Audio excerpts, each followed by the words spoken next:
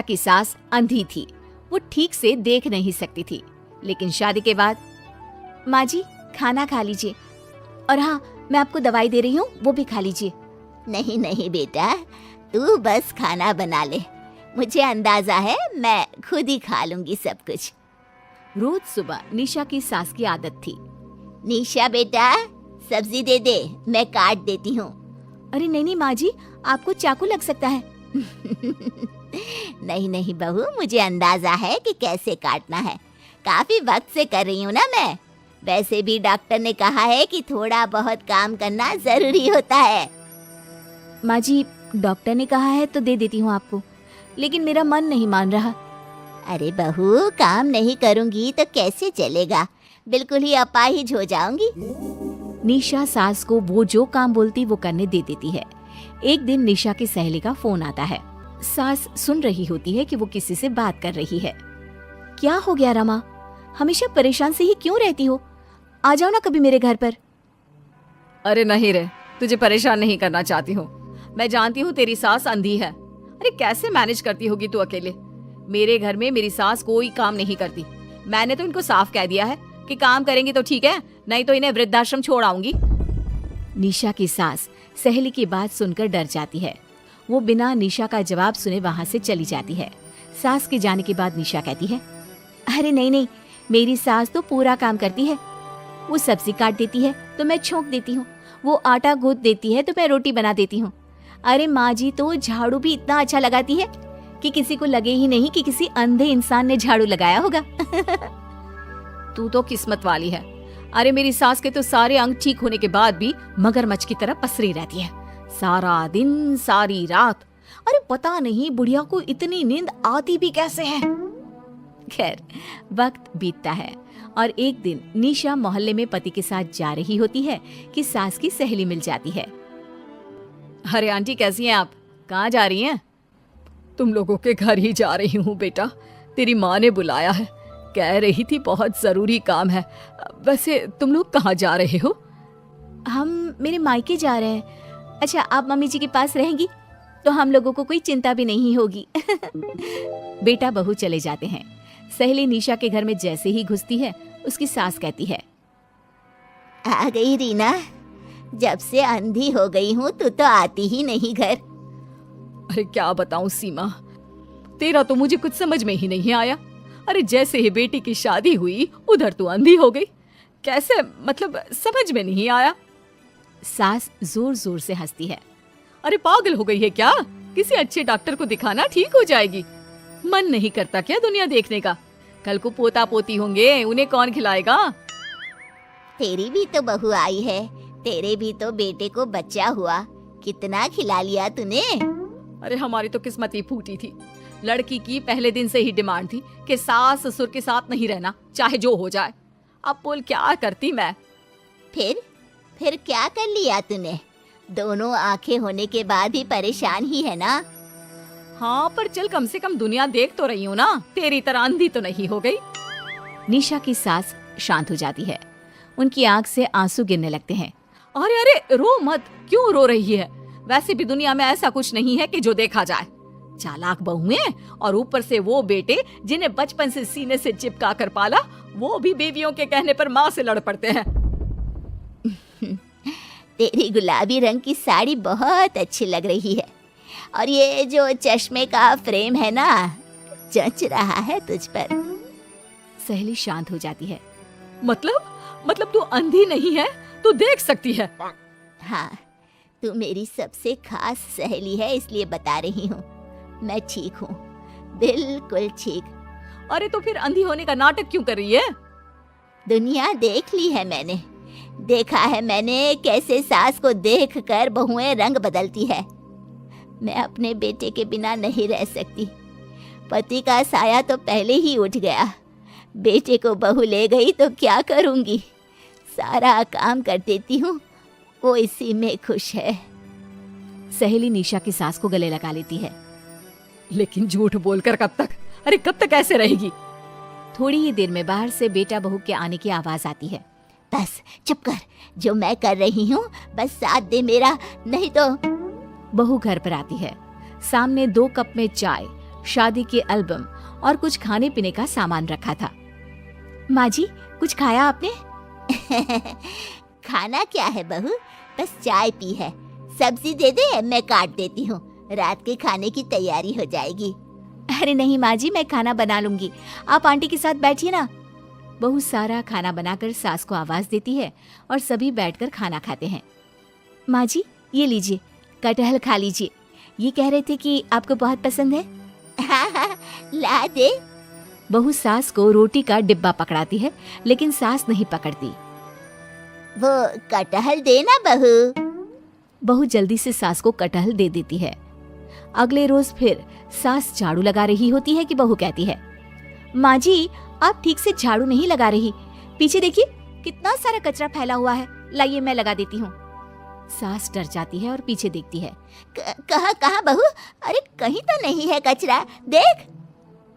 नहीं माँ जी, आप देख नहीं सकती ना, इसलिए आपको नहीं दिखा। बहू सास से झाड़ू लेकर सारे घर में झाड़ू लगा देती है। सास अब जो काम करने जाती, बहू उनसे छीन लेती। क्या बात है बहू, आजकल तुम मुझे कोई काम क्यों नहीं करने देती? माँ जी, काम ही क्या है, हम 3 लोगों के लिए खाना और 2 कमरे की घर की सफाई, ये तो मैं आसानी से कर सकती हूँ। सास को समझ में नहीं आता कि आखिर बहू ऐसा क्यों बोल रही है।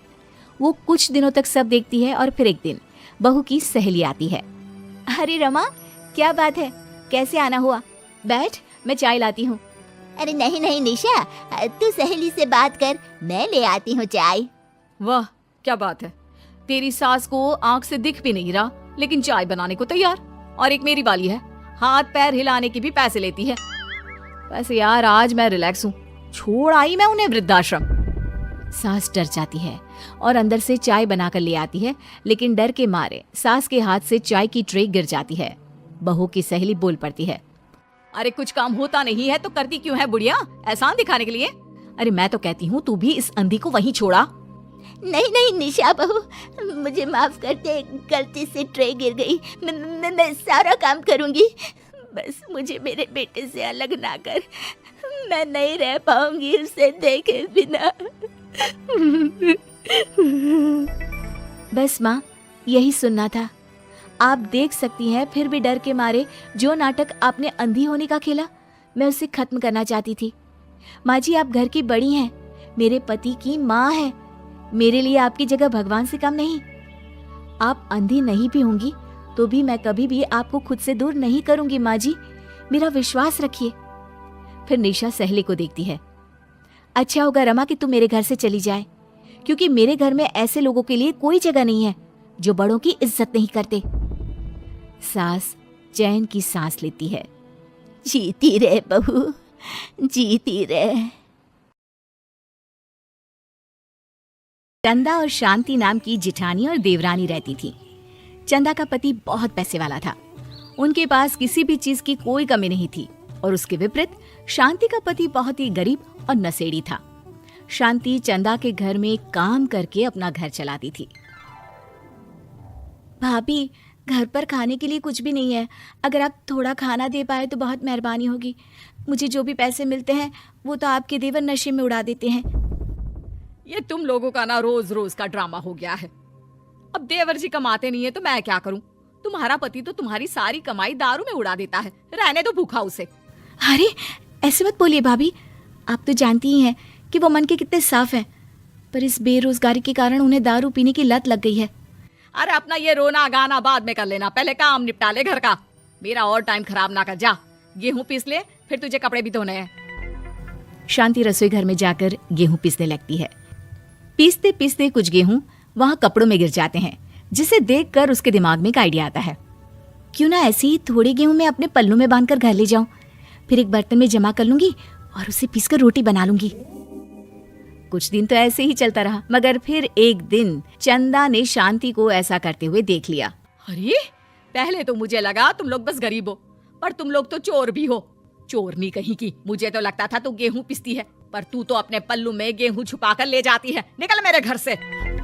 मुझे माफ कर दो भाभी, हमारे पास खाने के लिए एक दाना तक नहीं था, इसलिए मुझे ये सब करना पड़ा। अरे तुम लोग मेरे रिश्तेदार हो, इसीलिए दया कर कर तुझे मैंने अपने घर पे काम पर रख लिया, और तू और तेरा पति हमारे खानदान का नाम मिट्टी में मिलाने पर उतारू हो चुके हैं। आपको मुझे जितनी गालियां देनी है दीजिए, मारना है तो मार भी लीजिए भाभी, पर मुझे काम से मत निकालिए। परिवार की बात है, वरना कोई और ऐसा काम करता ना तो धक्के मार कर कब से घर का बाहर निकाल दिया होता। रोते रोते शांति अपने घर चली जाती है, जहाँ उसका नशेड़ी पति कहता है, अरे कहाँ रह गई थी कामचोर, इतनी देर क्यों कर दी? आज पैसे लाई कि आज भी खाली हाथ वापस आ गई है? अपने हाथ दिखा, जरूर पैसे छुपा लिए ताकि मैं दारू ना पी पाऊं। नहीं जी, मैं आपसे क्यों छुपाऊंगी, और अभी आप दारू पीने की बात कर रहे हैं, उसी कारण तो आज हम लोगों की ये हालत हो गई है। किसी काम की नहीं है तू, बिना मार खाए समझेगी नहीं। रख, अभी तेरे होश ठिकाने लगाता हूँ। रामलाल शांति को बहुत मारता है। शांति का मन दुखी हो जाता है और वो गांव के तालाब के पास के एक पेड़ के नीचे बैठकर फूट फूट कर रोने लगती है। मैंने कभी किसी का बुरा नहीं किया, फिर भी भगवान मेरे साथ ऐसा क्यों कर रहा है? मैं तो रामलाल जी की फिक्र करती हूँ, फिर भी उन्होंने मुझे इतना मारा। तभी उसे एक आवाज सुनाई देती है, रोने की कोई जरूरत नहीं है बेटी, चिंता क्यों करती हो? ये आवाज कहाँ से आ रही है? शांति अपने आसपास देखती है, उसे कोई नहीं दिखता। वो ऊपर देखती है, जहाँ उसे एक छोटी सी परी दिखती है। आप कौन है? आप तो कोई परी लगती हैं। हाँ बेटी, मैं इसी पेड़ पर रहती हूँ। मैंने तुम्हारी सारी बात सुनी, अब तुम्हें फिक्र करने की कोई जरूरत नहीं। अपनी आंखें बंद करो। शांति आंखें बंद करती है और जादुई परी अपनी छड़ी घुमाती है। उसकी छड़ी घुमाते ही पेड़ के सारे पत्ते सुनहरे रंग के हो जाते हैं। परी उनमें से एक पत्ता तोड़ लेती है और फिर से अपनी छड़ी घुमाती है, जिसके कारण सारे पत्ते पहले की तरह साधारण से दिखने लगते हैं।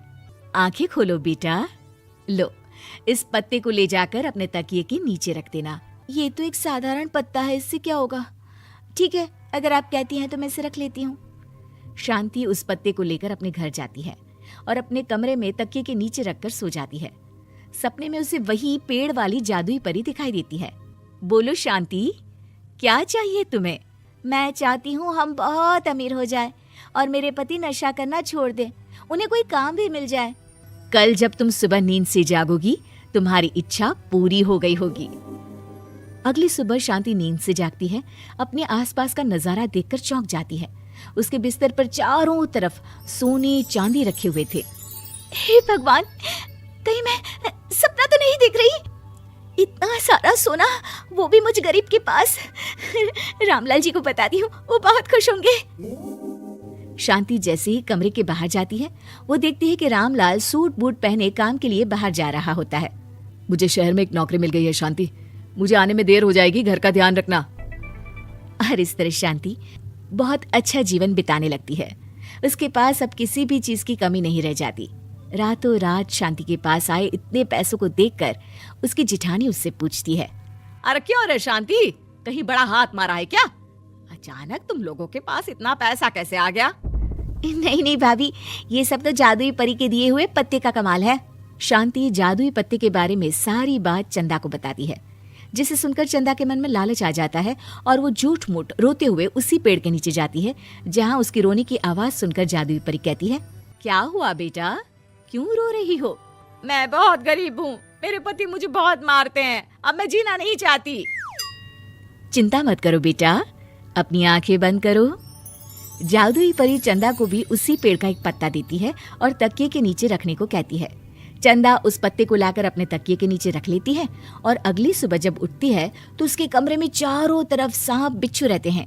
अरे बचाओ बचाओ, कोई मुझे बचाओ, ये कैसा पत्ता है जिसे लाने के बाद उस गरीब शांति के पास तो इतना सारा सोना आ गया, और मेरे चारों तरफ ये सांप बिच्छू, अरे कोई बचाओ। चंदा अपनी जान बचाती हुई शांति के पास जाती है। चलिए भाभी, मुझे लगता है आपके घर में सांप बिच्छू को बस जादुई परी ही हटा सकती है। दोनों मिलकर जादुई परी के पास जाते हैं। ये सब तुम्हारे बुरे इरादों का नतीजा है चंदा।